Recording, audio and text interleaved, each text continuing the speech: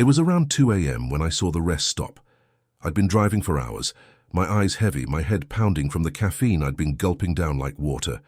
I'd just passed a few small towns, the kind that always look a little too quiet. The kind where the only sign of life was the dim glow of a gas station or the flickering lights of an old diner. You know the ones. But then there it was, a rest stop that seemed too perfect. The kind of place you never expect to see this late on the highway, like it had just materialized out of nowhere. Well lit, clean, with a wide parking lot and even a few semi-trucks parked in neat rows. It was the kind of place I'd been hoping for, a place where I could stretch my legs, grab some coffee, and maybe try to shake off the exhaustion that had been creeping in. The kind of stop where you know you'll feel safe, like you're at home for a minute. I pulled in without hesitation, the tires of my rig crunching lightly over the gravel as I parked under a flickering streetlight. I killed the engine and stepped out of the cab. The cold night air hit me like a slap, but it was the kind of crisp cold that woke you up, made you feel alive again. I looked around. The place was almost too clean, too bright. I couldn't remember the last time I'd seen a rest stop this well kept. The small cafe in the corner had its neon sign glowing proudly, a perfect open sign staring back at me. Even the bathrooms were pristine, the metal doors gleaming under the harsh overhead lights. I figured it was a good time to take a break, so I made my way over to the cafe. The bell above the door jingled as I stepped inside. The place was cozy, filled with the aroma of fresh coffee, and a few people sat quietly at the tables sipping their drinks. The kind of peaceful scene you might see in an old diner, if only the customers didn't look so out of place.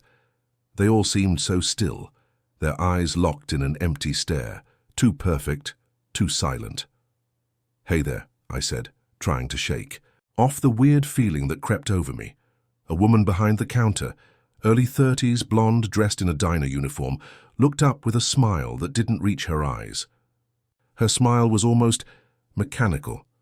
"What can I get for you?" she asked. "Just a black coffee, please. It's been a long haul." She nodded, turned around, and started pouring. I couldn't help but notice the stillness of the place.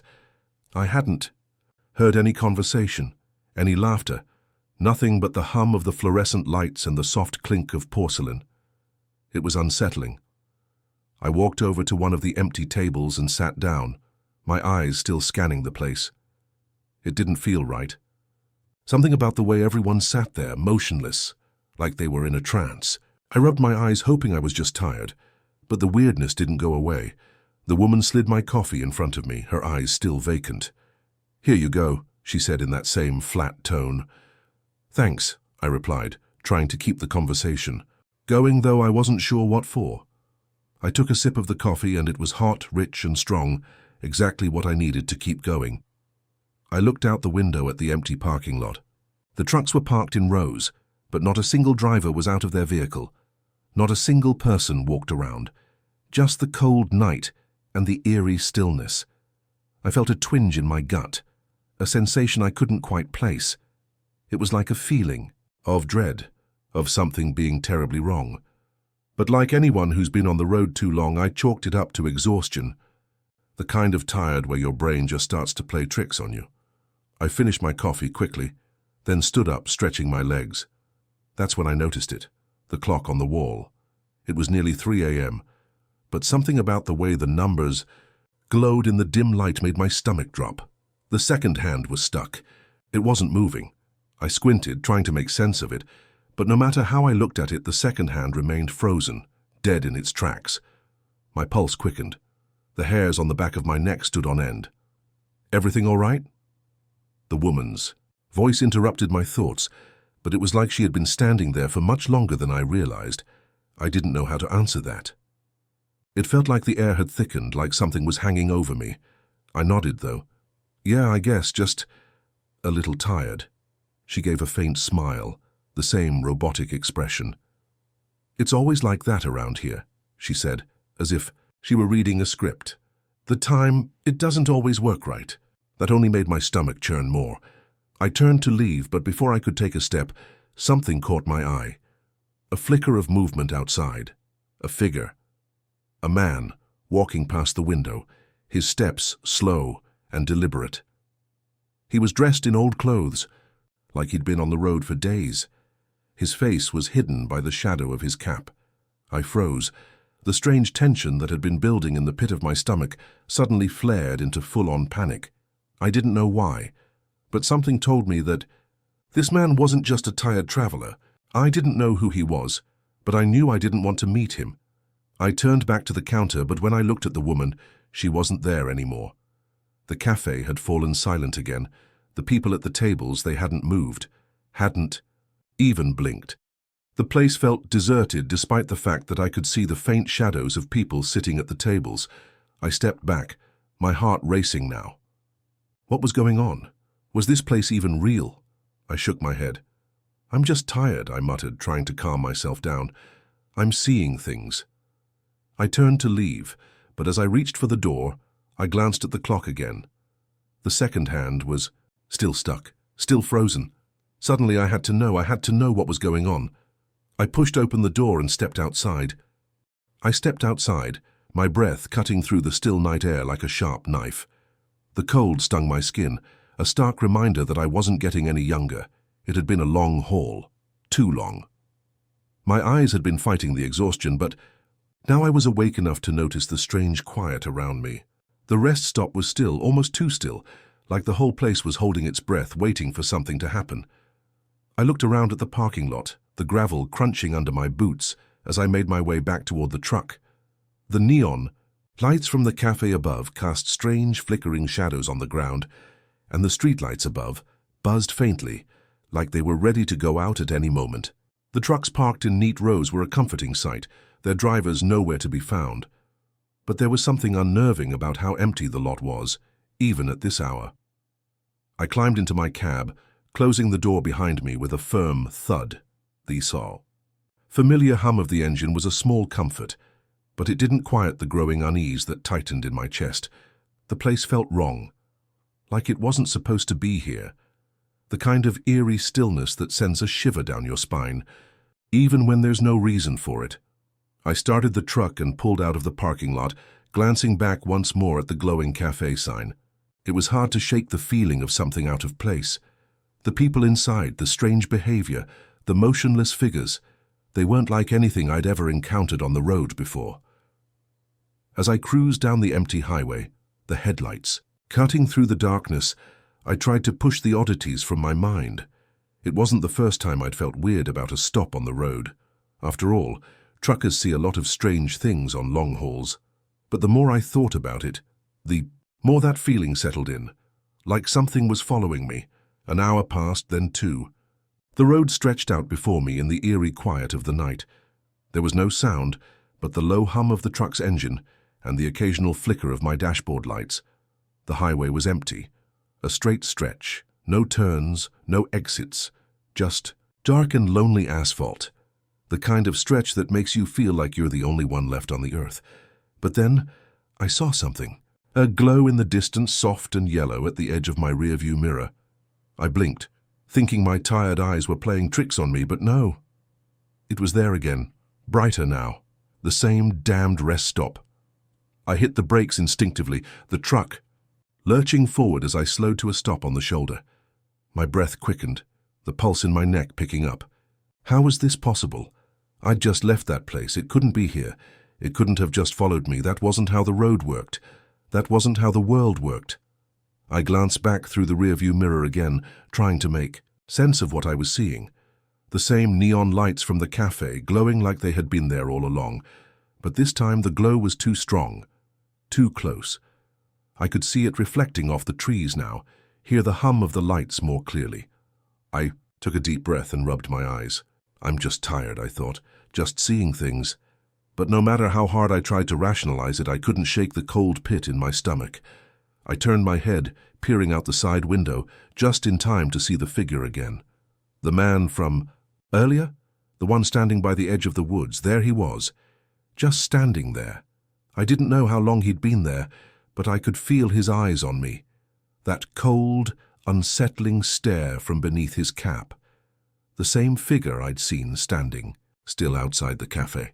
I couldn't see his face clearly, but I didn't need to. I knew he was watching, And that feeling of being watched, it was more intense now. He wasn't moving, he wasn't walking toward me, but the way he was just standing. It felt like a threat. My heart pounded in my chest, and I did the only thing I could think of. I hit the gas, spinning the wheel and pulling away from the shoulder. I didn't look back, though I knew I had to. I couldn't stop myself from stealing one last glance in the mirror. He was still there. The figure stood motionless at the edge of the lot, staring, watching.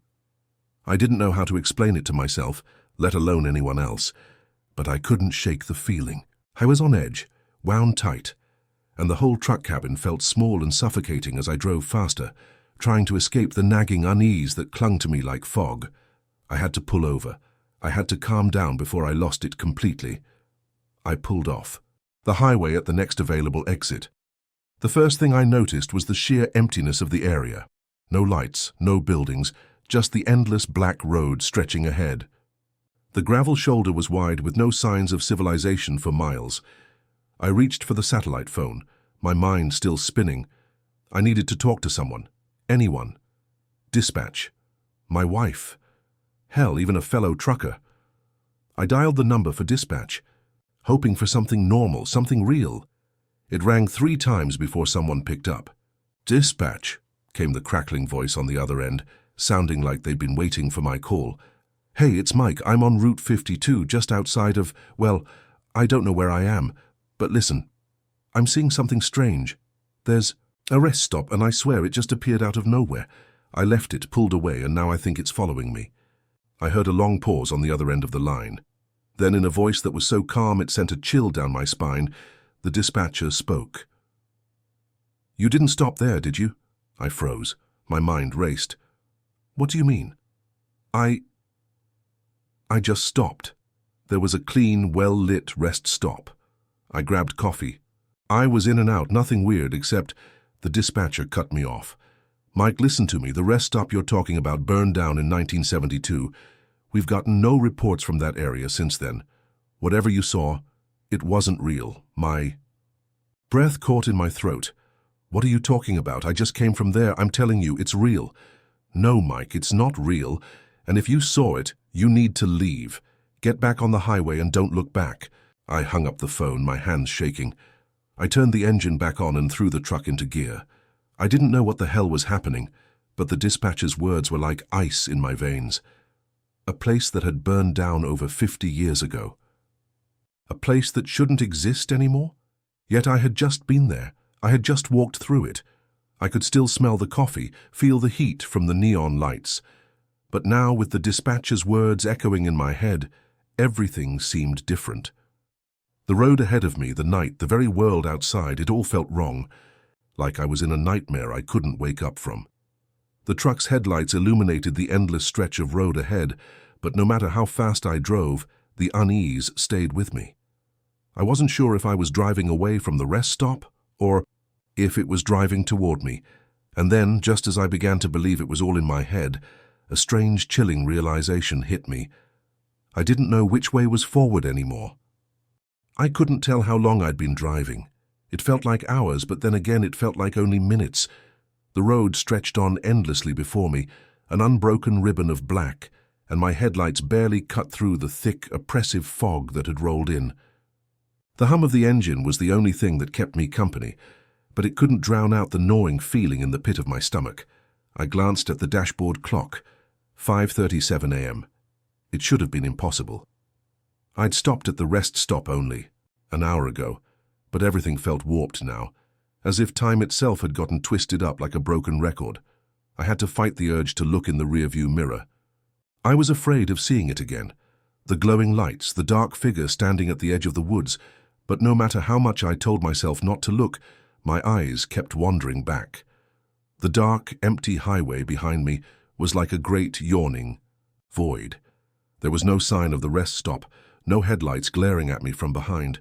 Just the emptiness. I rubbed my temples, trying to clear my mind. I needed to stop this. I needed to get my head straight. There had to be a logical explanation. There had to be. The truck's engine hummed steadily, but my mind was racing. I couldn't stop thinking about what dispatch had said. The rest stop burned down in 1972. How could that be? I'd just been there. I could still feel the warmth of the coffee cup in my hand, the sound of the cafe door opening and closing as I'd walked. In and out, the way the lights flickered, the strange, unblinking eyes of the people there. It all felt real, and yet the dispatcher was insistent. The place didn't exist. I pulled the truck off onto the shoulder. My hands trembled as I gripped the wheel, my knuckles white. I needed to talk to someone about this. I needed to hear another voice, something grounded in reality. But I wasn't sure who to call. Dispatch was no help. They just told me to leave. But I wasn't ready to walk away. Not yet. I dialed my wife's number, praying she'd pick up. She usually didn't at this hour, but maybe, just maybe, she'd be awake. The phone rang a few times before it clicked, and her voice came through groggy and a little annoyed. "Mike, what is it? It's early. I don't know what's going on. I need you to listen, okay? Something's happening. I was at this rest stop. It's not real. I don't know what's going on, but I just need to hear your voice." There was a pause, and then she exhaled softly. "Mike, you're tired. Maybe you need to pull over and get some rest. Whatever it is, you've been driving for too long." "No, that's not it." My voice shook. "You don't understand. There was a rest stop and it burned down in 1972. I don't know how it could be there, but it was." I heard her breathing change, and suddenly she was awake. "What? What do you mean it burned down?"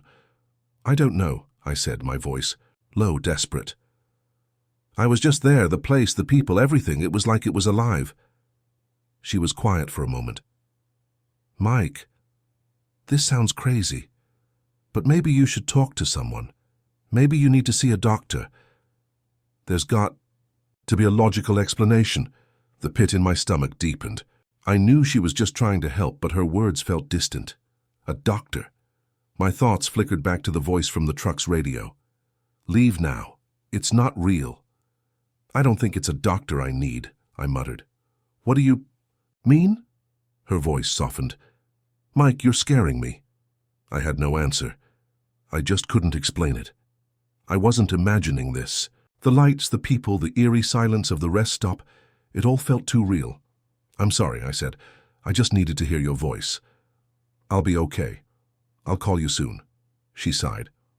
"Okay, just be careful. You're not alone. Out there." I hung up before I could say more, and immediately I felt the weight of silence press in on me. The road stretched ahead like it always did, dark, endless, and full of promise. But now it felt longer, like it was stretching further than it should. I slammed my hand against the steering wheel in frustration. Why can't I just get this out of my head? What was it about that damn place that wouldn't leave me alone? The voice on the CB radio echoed again in my mind. It's not real. I had to know what happened there. I needed answers. I couldn't just keep driving, not with that gnawing feeling in my gut. So I made a decision. I was going back. The truck turned around, the tires crunching against the gravel as I backtracked toward the area I had just left.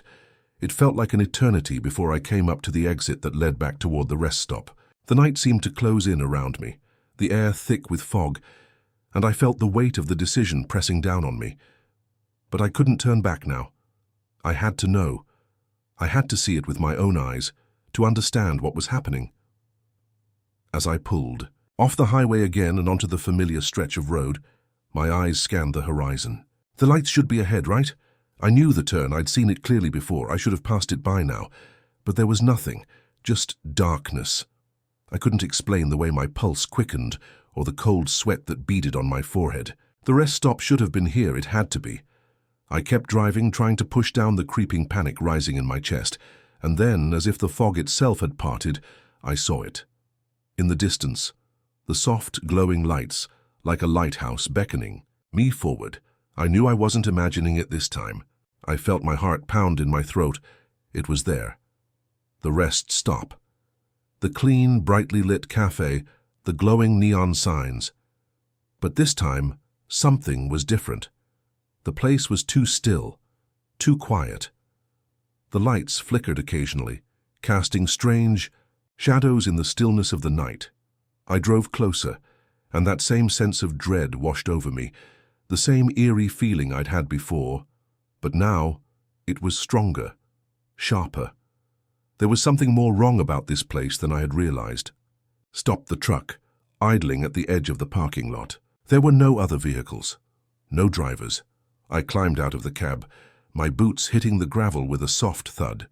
The cold air cut through me, and I felt the same chill that had settled in my bones before. The door to the cafe creaked open in the wind, and I stepped toward it.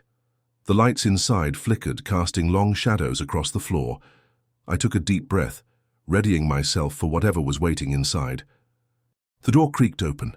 The sound of it sent a chill down my spine, sharp and grating, like something that didn't belong in the quiet of the night. I stood at the threshold of the cafe, the faint glow from inside casting long, distorted shadows across the floor.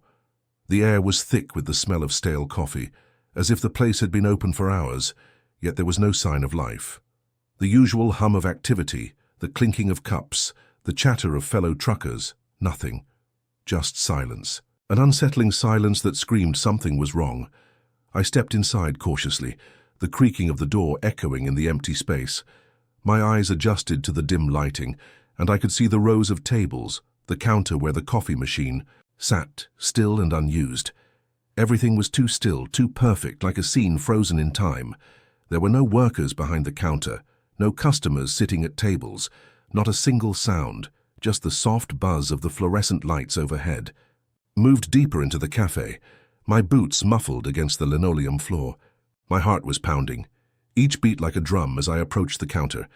I couldn't shake the feeling that I wasn't alone, that somehow I was being watched.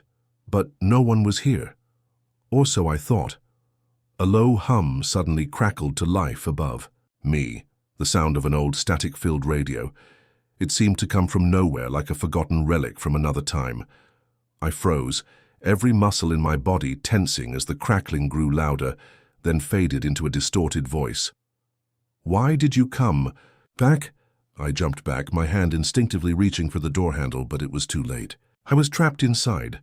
The voice on the radio wasn't just static, it was alive, and it knew I was here. "Leave now before it's too late." The voice crackled again, louder this time, as though coming from within the walls. "You're not supposed to be here." I felt a shiver crawl up my spine as my breath hitched. What was happening? What the hell was going on? The voice sounded wrong, too familiar, like something I should have known but couldn't place. I glanced around the cafe, the walls closing in on me. The vintage, peeling wallpaper that clung to the sides of the room seemed to pulse with an eerie life of its own. The flickering lights above added to the sensation of being trapped in a bad dream. I backed away slowly, toward the door, my hands shaking as I reached for the handle again. The place felt like it was pressing in on me from all sides, and I had to get out. The voice on the radio was growing louder, clearer now, repeating the same words over and over. "Leave now. You shouldn't be here." I couldn't leave. My body refused to obey, as if something was holding me in place. It was like I was stuck in a nightmare, unable to move, unable to breathe. The voice grew louder, more insistent, and suddenly I saw it. The shadow. The same figure I'd seen in the woods earlier, the one with the empty eyes and the ragged clothes. It stood just beyond the counter, standing as still as the rest of the cafe, its face hidden in the darkness. Its gaze seemed to pierce through me. "Why didn't you listen?" the figure whispered, its voice blending with the static on the radio.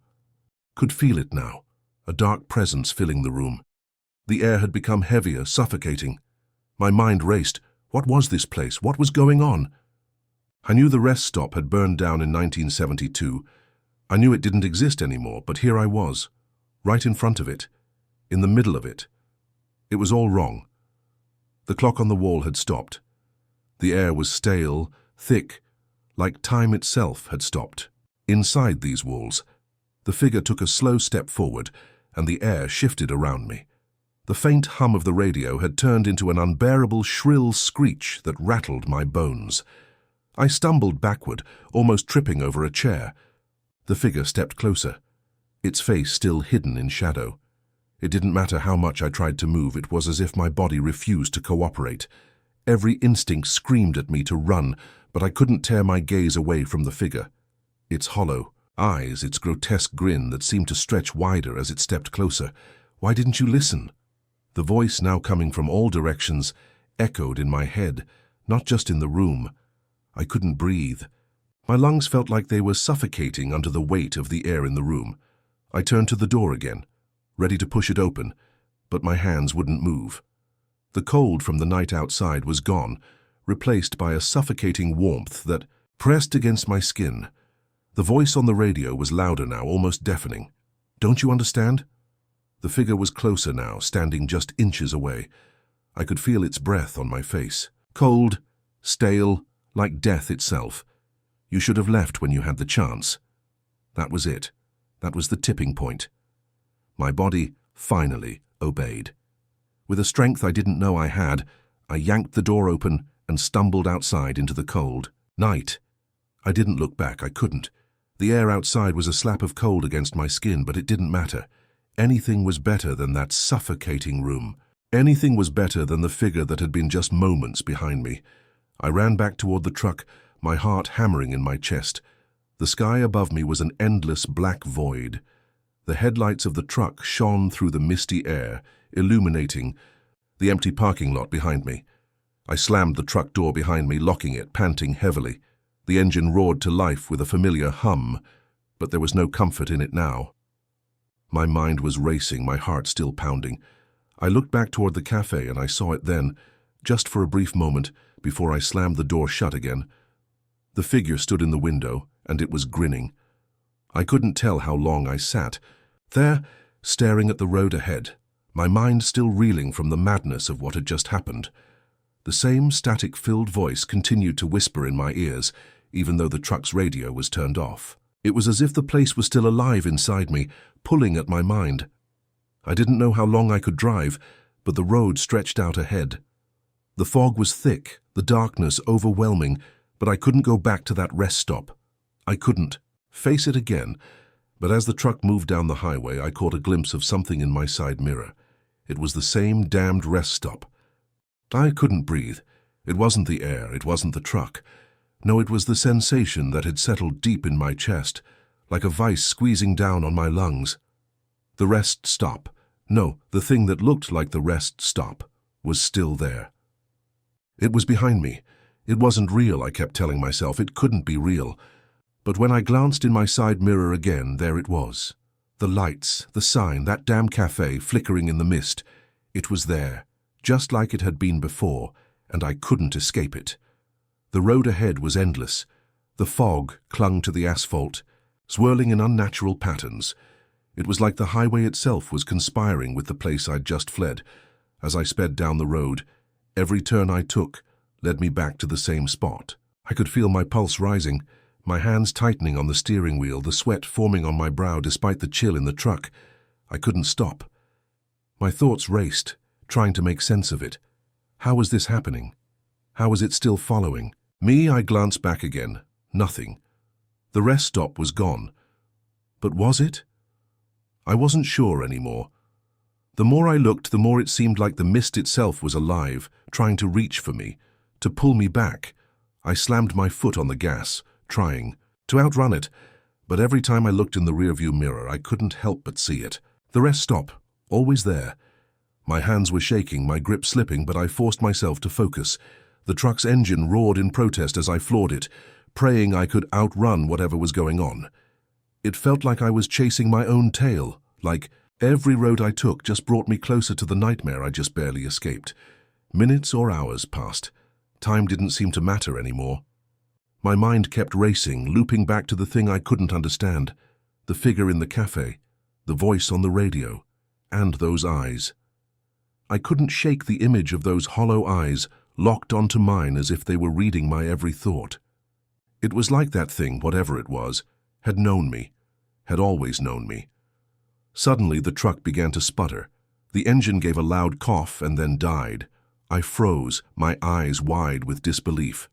The truck coasted to the side of the road, coming to a halt with a screeching jolt. The silence was deafening. The only sound now was the thudding of my heart in my chest. I turned the key in the ignition, but the engine didn't even try to start. The lights on the dashboard blinked in a disorienting, chaotic pattern before shutting off completely. This was it. This was how it ended. I felt the cold sweat trickle down my neck as I sat there in the dark, my mind spiraling out of control. I couldn't get out. I couldn't go forward, and I couldn't go back. The rest stop was everywhere. The nightmare was everywhere. I tried the ignition again, nothing. Then from the silence came a sound, a low hum.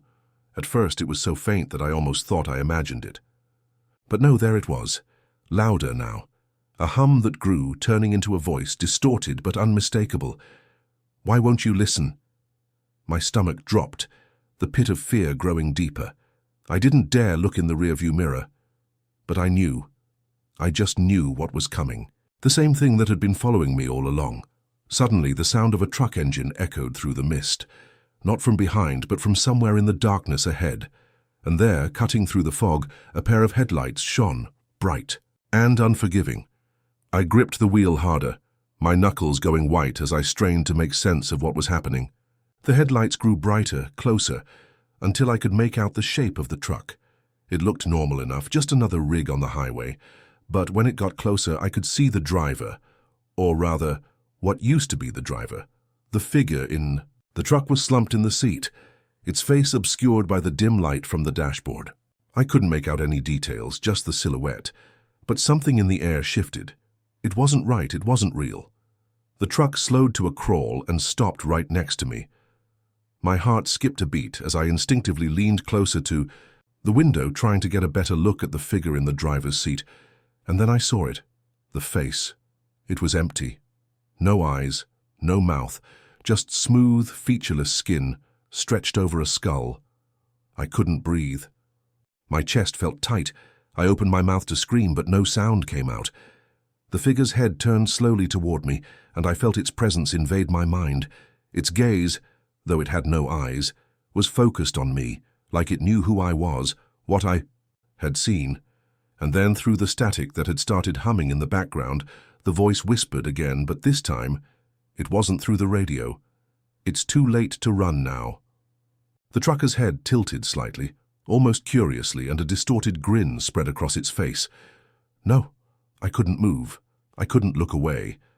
But then, without warning, the figure reached out, its hand a pale, elongated thing, its fingers twisting in unnatural angles.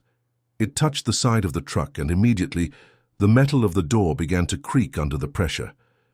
I felt the cold air from outside rush in, carrying with it the unmistakable scent of smoke, burning wood, ash, and something foul that made my stomach churn. The voice came again, but this time it wasn't just one.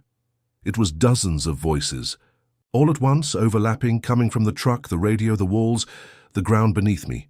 "You never left. We've been waiting for you." I couldn't take it anymore. My breath caught in my throat as panic surged through me, all rational thought slipping away. I slammed my foot on the gas, pushing the pedal down until it hit the floor. The engine roared to life, the headlights blinding as I tore away from the figure. But the road didn't change. The fog remained. The darkness pressed in, and there, ahead of me, the glowing lights of the rest stop shimmered, beckoning me forward. I didn't know how much longer I could keep going. The fog was thicker now, pressing in on all sides. The road ahead seemed endless, the headlights of my truck slicing through the dense mist, illuminating nothing but more fog and shadows. Every so often I glanced at the rearview mirror, half expecting to see the same pair of empty, hollow eyes staring back at me, but the road behind me remained empty, at least for now. The voices were still there, whispering, murmuring, overlapping, like a chorus of ghosts taunting me from the very fabric of the air. I tried to block them out, but it was impossible. They seemed to seep into my mind, curling around my thoughts, drowning out everything else. "You're not escaping," they whispered. "We've been waiting for you." The truck's engine hummed steadily beneath me, but the oppressive weight of the atmosphere made it feel like the wheels were stuck in mud, dragging me deeper into some nightmare I couldn't wake up from. My hands gripped the steering wheel so tightly that my knuckles were white, but it felt like I wasn't in control anymore. The road had its own will, its own purpose, and I was just a passenger. Suddenly the lights ahead of me flickered. At first I thought it was a trick of the mist, something I could brush off, but no. It flickered again, more distinctly this time, a familiar flicker. I squinted, the fog thickening around me like a blanket, and then I saw it. The rest stop. There was no mistaking it now, the faded sign, the cracked pavement leading up to it, the eerie glow from the same damn cafe. I slammed on the brakes, the tires squealing in protest as I jerked the truck to a stop. My heart was pounding in my chest, my blood rushing to my ears as I gripped the wheel with white-knuckled desperation. This wasn't happening. It couldn't be happening. I knew the place was gone. I knew it had burned down in 1972. I had seen the damn newspaper clippings. I had read the stories, but here it was again, sitting in the same place, the same state, like it had never burned to the ground. It wasn't real. It couldn't be. I felt the overwhelming urge to run, to tear the door open, leap out of the truck, and just leave. But some invisible force kept me rooted to the spot. My foot couldn't even move from the brake. I couldn't breathe. My chest tightened with the realization. I was stuck. And that's when I heard it, a sound so soft, so faint, that at first I thought it was just the static from the radio, or my own racing heartbeat. But then it came again. "You're still here, aren't you?" The voice. The same voice I'd heard before, the one from the cafe, the one that had followed me from the woods, through the empty parking lot, through the twisted fog that surrounded me now. It was right there, just beyond the truck. I knew it. I could feel it. Feel the presence of something behind me, just beyond the reach of my headlights. I couldn't bring myself to look in the rearview mirror again. I didn't want to see that face, those hollow eyes. But I knew I had. No choice. I twisted my head slowly, the dread building in the pit of my stomach. I could see it then, just out of the corner of my eye, a figure standing at the far end of the parking lot. It was impossibly still, frozen in place, like it had been there for eternity. The figure was cloaked in shadow, its features hidden beneath the blackness, but I could feel its eyes on me. I could feel them piercing me, dragging me into some abyss I wasn't sure I could escape from. Without thinking, I threw the truck in gear and floored the gas pedal, the engine roaring to life as I shot forward, leaving the rest stop behind me. Or so I thought. The fog closed in on me, wrapping itself around the truck like a suffocating shroud, and I could feel my heart pounding in my throat as the road blurred before my eyes. I was driving, but I wasn't going anywhere. It was like the road itself was playing tricks on me, making me believe I was moving while it held me in place, and that's when I saw it again. The rest stop. It was there, just ahead of me. I hadn't gone anywhere. The same lights, the same cafe, the same damn parking lot. I slammed on the brakes, barely managing to stop before I crashed into the sign. The truck lurched to a stop, the tires screeching against the pavement. I stared at the rest stop in disbelief. How could this be happening? I glanced in the rearview mirror again. This time, there was no figure, just the empty darkness of the fog. No movement, no shadows, only the stillness. I was losing my mind. I had to be. Suddenly my headlights flickered, and the truck sputtered to a stop. The engine died. Again. I tried the ignition, my hands trembling as I turned the key over, but it was no use. The truck was dead. The hum of the engine faded, and I was left in complete silence, the stillness of the night pressing down on me like a weight. And then, from the corner of my eye, I saw it. A figure, standing just outside the driver's side window. It wasn't the same figure as before. This one was different. Its face was visible. I felt my breath catch in my throat as I looked into its eyes, hollow, vacant, and staring straight through me. The face was twisted, burned, scarred, beyond recognition. The skin hung in tatters and the figure's mouth stretched into an unnatural grin. I couldn't look away. "Do you remember?" It rasped, its voice a hoarse whisper that sent chills down my spine. "You never left. You were always here." I wanted to scream. I wanted to run, but my body refused to move. The figure's hand reached out, tapping on the window with cold, stiff fingers. I watched in horror as it slowly, deliberately began to peel away from the side of the truck. The entire world around me seemed to slow down. "You've been waiting," the figure whispered, and its grin widened. I felt the ground beneath me tremble as the sound of crackling flames filled the air. The truck began to shake, the glass of the window vibrating violently, as though it were being pulled into the past. I could hear the faint echo of screams, the crackling of burning wood, the roar of the flames. It was happening again. I wanted to close my eyes, but I couldn't. The figure's hollow eyes were locked on me, pulling me in deeper, drowning me in its gaze. And that's when it hit me. The truth. The rest stop wasn't just a place.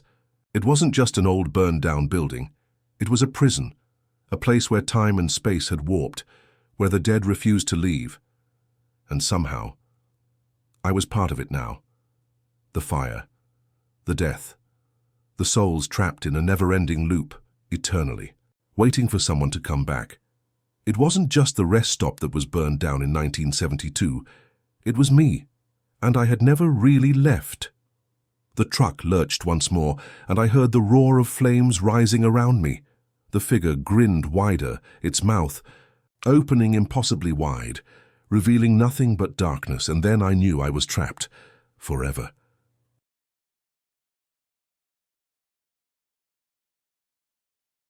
Every story's got a starting point. Mine, it began with a map that shouldn't have existed. I'd been driving all night, eyes gritty, brain humming with static. You ever get so tired behind the wheel that the yellow lines on the road start blurring into little dashes of Morse code? That's where I was, somewhere between Kansas and nowhere, halfway through a coffee that tasted like tar and a bag of stale jerky from a gas station I couldn't remember stopping at. That's when I saw it, a glowing diner sign through the fog. Carl's Pit Stop, 24/7. It looked like a postcard from 1963, the kind of place where truckers swap ghost stories and old-timers know the name of every roadkill raccoon from here to Amarillo, so I pulled in. The inside was warm in that lonely but comforting kind of way. Vinyl booths, fluorescent lights with that low hum, and a jukebox in the corner that hadn't played a tune since disco died. A woman in her late 60s poured coffee like it was her job, which I guess it was, and greeted me with a simple, "Sit, anywhere." I picked the booth by the window, not that there was anything to see but the skeletal trees outside dancing in the wind. As I stirred creamer into my cup, that's when I noticed it, a map pinned to the corkboard near the register. It was old, yellowed around the edges, laminated like someone really didn't want it falling apart. But what grabbed me wasn't how old it looked, it was how wrong it looked. You ever see something familiar but just off, like a song you know but it's being played backwards? That's what this map felt like. It had roads I'd never seen before, twisting little lines that crisscrossed through places I'd actually driven through a dozen times, roads that didn't belong, roads that dead-ended into rivers or looped back in impossible spirals, and on the bottom right corner in faded marker someone had scrawled, "Only for the curious." Now, I ain't usually the superstitious type, but I am curious, always have been. So after I paid for my meal, left a tip because that waitress poured a mean cup of joe, I wandered over to the map, got real close. That's when I saw it, tucked in between two major highways. One I knew like the back of my hand, was a small, thin road I'd never noticed before. Labeled Ashwood Lane, it was drawn in red ink like someone had added it later, and someone, maybe the same person, had circled the end of it. A little dot, no name, just a red circle, no town, no marker, just there. I turned to the waitress and asked, "Hey, this Ashwood Lane, what's out there?" She stopped pouring coffee mid-pour. Her eyes met mine. Not scared. Not angry, just still. "That map don't show real roads," she said slowly, like each word had to crawl its way out of her mouth. I blinked. "What do you mean, not real?" "It's a joke. Local thing. Been hanging there longer than I've worked here. Some folks say it's cursed. I say it keeps the dumb kids entertained." She went back to her pouring like that was the end of the conversation. But I wasn't done. I snapped a picture of the map with my phone, zoomed in on Ashwood Lane. Something about it itched the inside of my skull. It wasn't just a joke. You could feel it, like when someone's watching you from across a room. But when you turn, nobody's there. I thought maybe I'd drive by, just take a look. No harm in that, right? Man, if only I knew then what I know now. Because that map, that was no joke. It was a door, and I just found the key. That's what Ashwood Lane became for me. I tried to let it go, I really did. But that weird little red road on the map, it started scratching at the back of my brain like a splinter you can't quite dig out. The picture I took stayed in my phone, and every night I found myself staring at it, zooming in, tracing that road with my thumb like it might lead somewhere if I just touched it the right way. Turns out, I wasn't the only one who noticed it. There was this guy, Mitch. Long haul, trucker, built like a mountain with a beard that could smuggle a raccoon. I ran into him a week later at the same diner. I was just sipping my usual burnt coffee, pretending not to stare at the map again, when he sat down across from me like we were old. "Friends, you looking at the map?" he asked. I glanced up. "Maybe." He nodded, like he already knew the answer. "I took Ashwood once.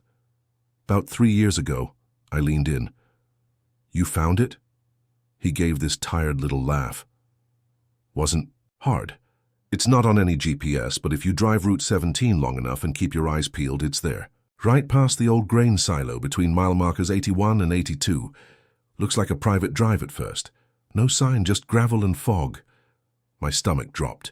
He said it so casually, like he hadn't just confirmed that the impossible was real. "What happened?" I asked. Mitch went quiet for a beat. Then he leaned in too. "You ever drive somewhere and feel like the air got thick? Like every turn of the wheels being watched?" he said. "Ashwood ain't just a road. It's a feeling. The trees grow too close together. The road curves in ways that don't make sense. Like you're looping back, but you're not. And it gets cold middle of July, and I was seeing my own breath." I swallowed hard. "So how long were you on it?" "Couldn't have been more than 20 minutes. But when I turned around to leave, I came out 4 hours later. GPS was dead the whole time. Clock in the dash went haywire. I lost a whole delivery that night. You ever go back?" Mitch looked out the window, jaw tight. "Nope, but I had a buddy, Deeks, ran hauls between Denver and Tulsa. I told him about the road, showed him the map. That's when I knew where this was going. He went looking for it, didn't he?" "Yeah," Mitch said softly. "Real curious guy, thought I was full of crap. Said he found it a few weeks later, and no one's seen him since." He sat back in the booth then, like he'd dropped a weight on the table between us. Just stared into his coffee like the answers were swirling at the bottom of the mug. "He called me before he went in," Mitch said after a while. "Said he saw the red gravel, said the trees didn't look right, said it felt like the air was watching him. That was the last time I heard his voice." "Jesus," I muttered. "Cops said he probably ran off, maybe robbed, maybe rolled his rig into a ditch in some off-grid stretch of desert. But you don't think so?" Mitch shook his head. "You know what I think? I think that road doesn't want to be found, but when you do, it doesn't let you leave. After Mitch left that night, I couldn't sleep. I lay in the back of my SUV in the diner's parking lot, watching the moon drift behind clouds and feeling like maybe, just maybe, I'd stuck my nose into something I should have left alone. But that map, it was like it knew I was thinking about it. And the next morning, when I stepped back into the diner for a refill, something on the map had changed. The red dot on Ashwood Lane, the one that marked the end, was gone. In its place was a new one, different spot. A new phantom road, one I hadn't seen before, Crane Hollow. Another winding little line snaking through nowhere, ending in another empty red circle. That's when I realized something bone deep and awful. The map updates. It's not just some relic. It's alive, watching, keeping track. And every time someone follows one of those roads, it marks them. Or maybe marks where they disappeared. You ever get that gut feeling that you're not the first one to stumble onto something weird? Yeah, that feeling hit me like a brick to the chest when I realized the map had changed, like it had updated itself. New red line, new road, new mystery. But something about it also felt patterned, like a cycle. Crane Hollow. That was the name of the new one. Never heard of it, never seen it on a map, but it was etched into the fake road spaghetti tangle like it had always been there. And if the last red mark meant someone had vanished, Deeks maybe, then this new one? It meant someone else had just been lured in. Someone else was gone. I couldn't shake it, So I started asking around. You'd be amazed what a guy can dig up in a place like that diner if he plays it cool, tosses a few extra bucks in the tip jar, and listens more than he talks. Turns out, this map? It's a thing. Locals don't like to talk about it much, at least not to outsiders. But once they know you've seen it, once they know you've really seen it, some of them open up, like Gus. Big guy, former long haul, always at the far end, for the counter with his hat pulled low and a permanent scowl on his face. I caught his eye while studying the map again, and he grunted me over like a dog that smelled fear. "You looking at the ghost roads?" he asked, not even glancing up from his cup. "I might be," I said. "You know anything about them?" He gave me this look, somewhere between amusement and pity. "Know 'em? Son, I drove one." I sat down without waiting for an invite. Gus leaned in, his voice low and dry like gravel in a tumbler. "Back in '96, took a wrong turn coming up from El Paso, wound up on this dirt trail that wasn't on my route. Thought I was just tired. Kept going. Every mile I drove, the trees got taller, denser, the light, it got weird, like time was stuck at dusk." "What happened?" I asked. "Saw a girl in the road, pale, dressed down to her ankles. Looked like she was waiting for a bus that wasn't coming." I stopped, rolled down my window to ask if she needed help. He paused. She smiled at me. But it wasn't right. Her mouth kept smiling after the rest of her face stopped. Then she turned and walked off into the woods, just disappeared. I turned that truck around so fast I damn near jackknifed. "And you made it back?" I asked. He nodded slowly. "Yeah. But I was gone for 2 days. My dispatcher said I missed my whole delivery window. Lost the job. I hadn't even run out of gas." I sat there in silence, the clink of dishes and hum of the diner suddenly far away. "You ever find that road again?" "Never tried." Gus met my eyes. "Some folks go looking, some get found. I count myself lucky. That was the first of them. Over the next week it was like the floodgates opened. A waitress named Luann said her cousin disappeared in 2008 after stopping through with a buddy. They joked about the map. He dared the other to follow one of the roads. The next day one came back alone, rambling nonsense about roads that looped in circles and the man with no eyes. A guy in a denim vest at the gas pump told me a friend of a friend tried to follow one of the phantom roads on foot. Didn't even make it a mile before he turned around and found the highway gone, just flat prairie. They had to call search and rescue. He was found 3 counties over, dehydrated and raving. Then there was a schoolteacher, retired now, who said back in the 70s there were rumors about kids following the map on a dare. Never came home. Cops wrote it off as runaways, but their bikes were found rusting near a dirt road that no longer exists. These weren't just urban legends. There was a pattern. Every time someone got too close to one of the ghost roads, something changed in the map. A new line, a new name, a new red dot, and every time, someone disappeared.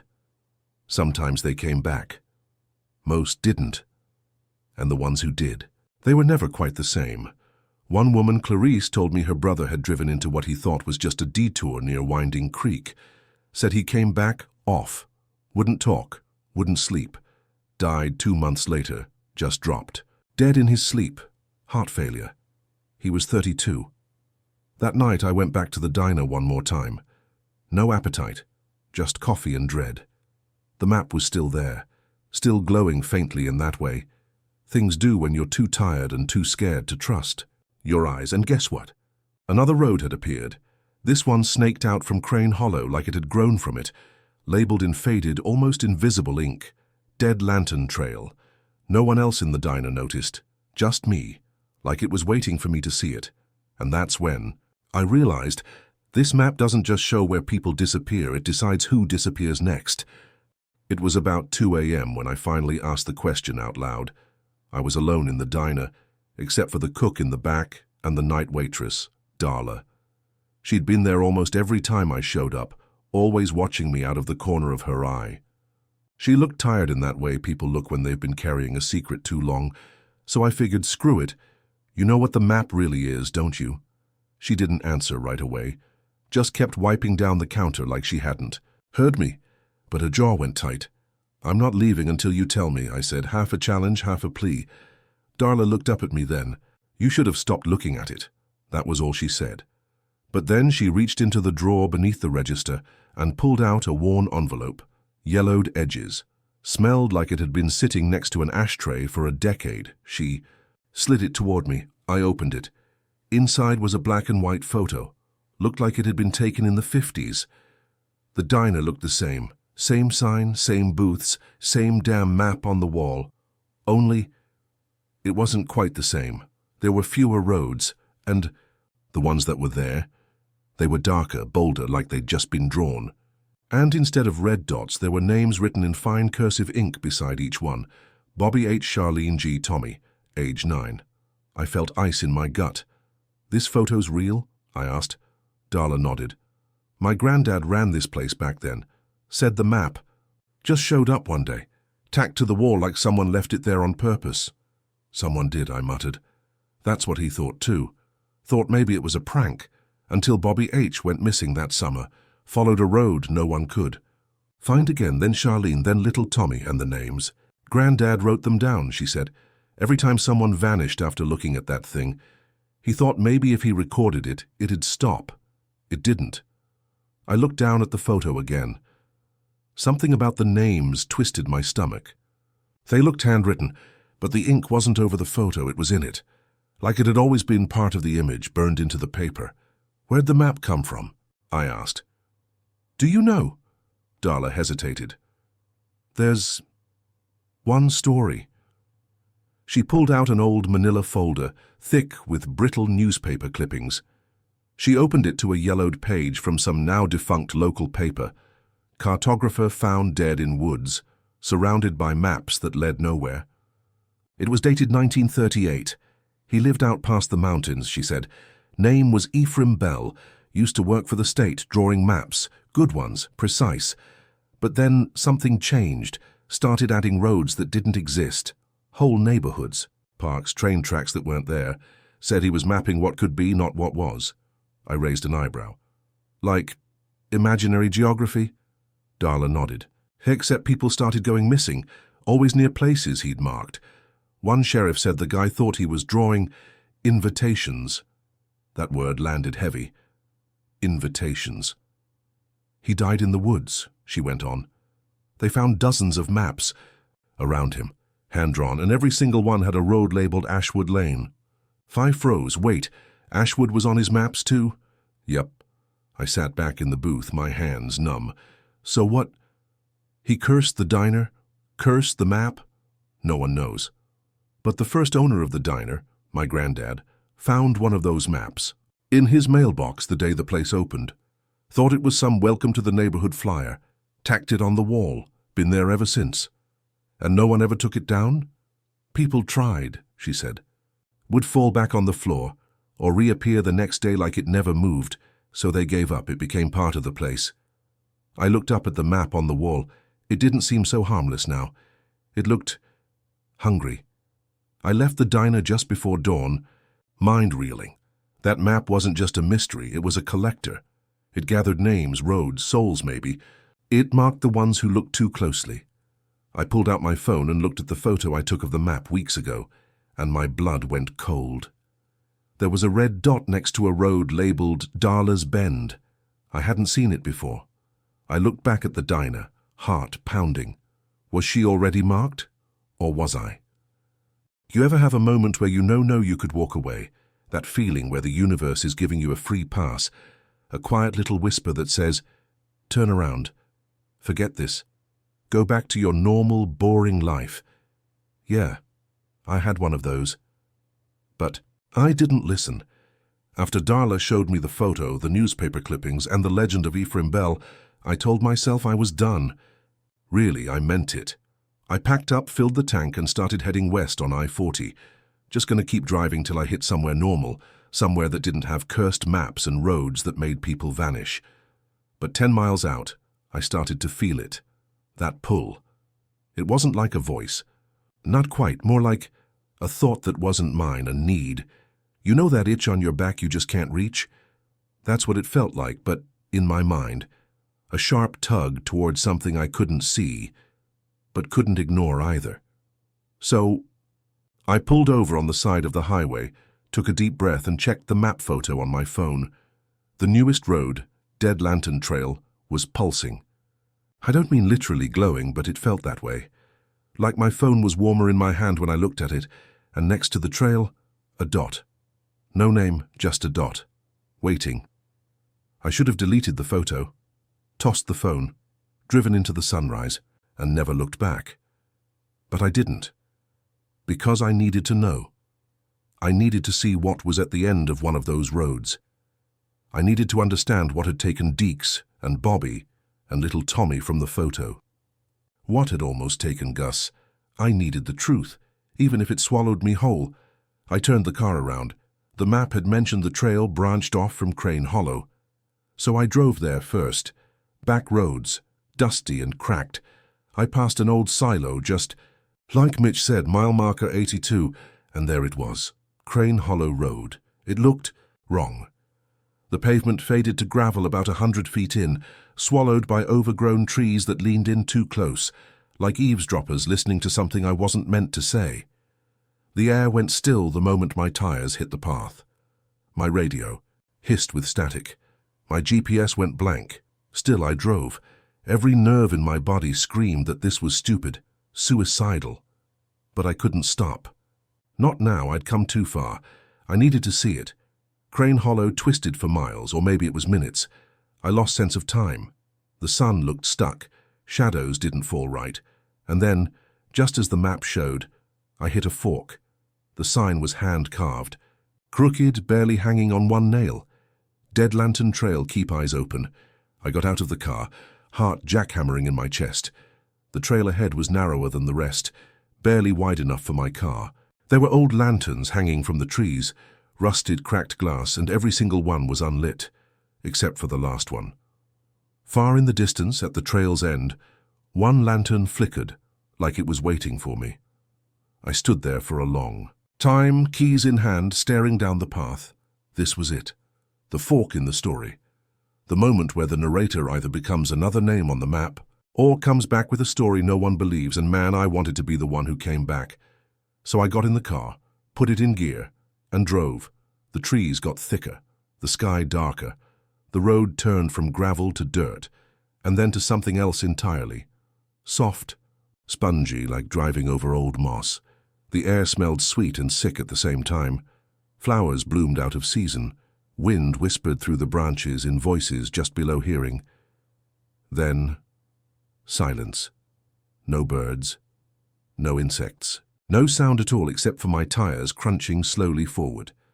The lanterns blinked out one by one as I passed them, until only the last one remained. I reached the end of the road. The last lantern burned blue. There was a clearing ahead, circular, and unnatural, like it had been carved into the forest. In the center stood a figure, tall, thin, shadowed, no face, just a vague shape where a person should be. And in its hand, a map. My map, the same map from the diner, except now it was covered. In names, hundreds, maybe thousands, some scratched out. Others fresh and glistening like ink that hadn't dried. My name was one of them, scrawled right next to Dead Lantern Trail. I didn't scream. I couldn't. My mouth wouldn't open. The figure held the map out to me like an offer, or a sentence. And I realized this wasn't about curiosity. It was about legacy. Everyone who sees the map has a choice: follow it, or be haunted by it forever. And once you choose to follow, you never really leave. I took a step forward. Just one. The lantern flared. The figure vanished, and the world went black. Black, total black, like being underwater with your eyes open and no memory of ever surfacing. No sound, no air, no pain even. Just absence. Then, all at once, snap. I was back. At first I thought it was a dream. My hands were still gripping the wheel. The engine was off. The last lantern was gone. The woods were silent, but they weren't suffocating anymore. Just woods. Normal. I was parked in the middle of the trail, still alive. I blinked a few times just to make sure, then checked the clock. 12 a.m. Last I remembered, It was barely midnight. My phone was dead. Dash clock was flickering like it had shorted. Out. Time had slipped again, like someone had pressed fast forward on the outside while I was stuck inside a paused scene. But that wasn't the weirdest part. No. The weirdest part was the passenger seat. Sitting there, right beside me, was a folded piece of paper, old, yellowed, creased like it had been opened and shut 1,000 times. I didn't put it there. With hands that didn't quite feel like mine, I opened it. It was the map, but different. This time, no longer laminated. No corkboard pinholes, no diner smudge corners. This one felt older, original, hand-drawn in fading ink and red chalk. The roads were still there, Ashwood Lane, Crane Hollow, Dead Lantern Trail, but now there were others. New ones I hadn't seen before. Gallows Turn, Mercy Hollow, Grey Light. Spur, and next to each, written in delicate script, my handwriting. I dropped the map like it was burning, and that's when I understood. I hadn't just come back. I'd been changed, marked. The road hadn't swallowed me whole. It had used me, like it was passing something on, like I was the next cartographer in a long line of suckers who couldn't look away. I didn't remember drawing those new roads, but I knew they were mine. I drove back to the diner in a daze. Pulled, in just before dawn, Darla was standing outside, arms crossed, waiting like she already knew. "You went in," she said quietly. I nodded. She looked down at the map in my hands. "It's yours now." I didn't want it. "Doesn't matter. You took the road." I wanted to scream at her, ask how to undo it, how to stop the map from spreading, from claiming more names. But I already knew the answer. "You don't. You just carry it like a curse with a compass." I stayed in town a few days after that. Couldn't bring myself to leave. Every time I passed the map on the wall, it was different. More roads, more dots, some with names, some still waiting. One morning, a college kid walked in with a backpack and a GoPro strapped to his chest. Sat down, across from me, and pointed at the wall. "Hey, what's that all about?" he asked, smiling. I didn't smile back. "Nothing," I said, but it was too late. His eyes had already found the map. They always do. A few weeks later, Darla told me he went missing, never made it to his hiking trip in Flagstaff. Last seen asking a gas station clerk for directions to a place that didn't exist. Grey Light Spur, one of mine. So now I sit in this booth, sip my coffee, and watch. The map keeps growing. It always wants more. I haven't left yet. Maybe I'm scared. Or maybe I know I'm not done, because one day someone else is going to walk in and ask about the map, and I'll be the one with the story. I'll warn them. I'll beg them not to look too close. And just like me, they won't listen.